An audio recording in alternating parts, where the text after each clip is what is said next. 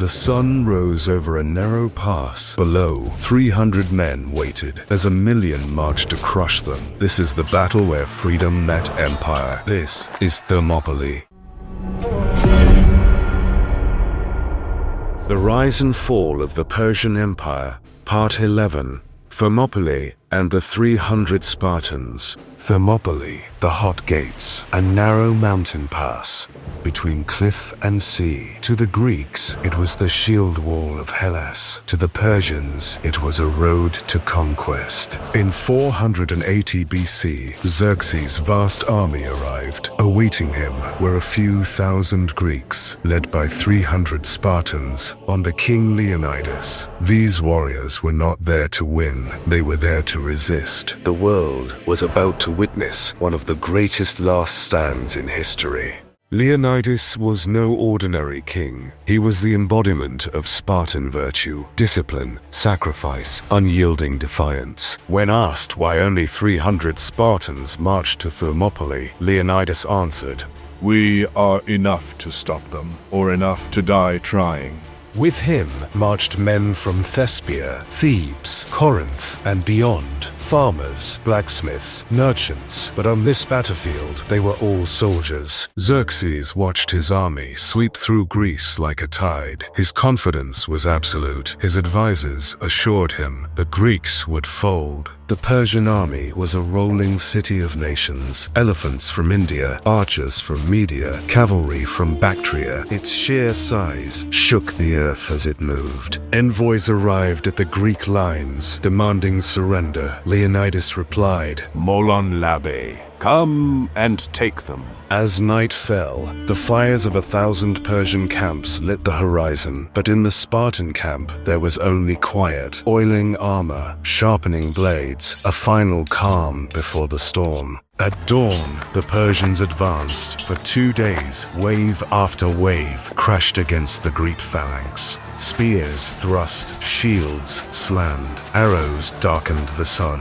The Greeks fought in the shade and laughed as they did. But the Greeks didn't break, and Xerxes' patience was running out. Xerxes watched in frustration. His immortals, his elite warriors, were repelled. The narrow pass robbed Persia of its advantage. Spartan discipline turned chaos into a wall of steel. Even as bodies piled high, the Spartans rotated fresh troops into the front line. Sweat, blood, the clang of bronze. It was not just war, it was ritual. The pass became a graveyard of empire. A man named Ephialites, discontent and greedy, crossed into Persian lines. He revealed a hidden goat path through the mountains. With this betrayal, the Persians outflanked the Greeks. As the sun set, scouts raced down the mountain with grim news. The enemy was no longer in front, but above. By moonlight, the Persian force circled behind. He gathered his commanders. Their fate was sealed.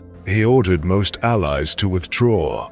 Live to fight another day. Only the Spartans, Thespians, and Thebans remained. They chose it. They embraced it. That night, they dined together under the stars, not as survivors, but as immortals in waiting. On the third day, the Persians closed in. The Greeks fought with broken spears, swords, even bare hands. Leonidas fell, his body defended to the last. The last light fell on Spartan shields, but what they left behind would outshine any dawn. When the battle ended, the pass fell silent. The Persians had won the ground, but inherited a field of heroes. The Spartans were buried where they fell, and from that soil, a legend was born. But the cost echoed far beyond the pass. Survivors carried word to the cities. Songs were written, oaths were sworn. The grief of the families turned into a war cry across Greece. The Persian army passed, but they paid in blood. Greece mourned and remembered. A stone at the Hot Gates reads, "Go tell the Spartans,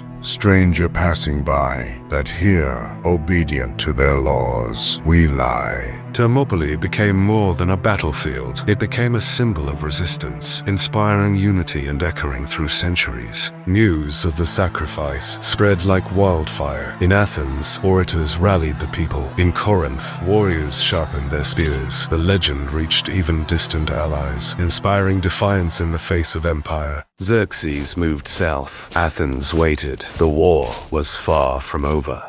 In his war council, murmurs of cost and sacrifice filled the air. Some generals wondered if the price had been too high. Others spoke of glory. Persian officers debated the next target, arguing over strategy and honor. But Xerxes, he gazed west, beyond the pass, beyond the smoking ruins. He saw not an end, but a beginning. He ordered envoys to demand Athens' surrender. He commanded his engineers to prepare bridges and siege engines. In his private chambers, the King of Kings plotted the annihilation of a defiant people. In the shadows, however, Greek messengers ran between cities, carrying a single message: stand firm, resist.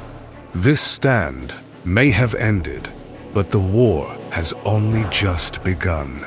In the next episode, Salamis, a naval clash that will change the course of empires. Step into history, witness the rise, only on Tales Lost in Time.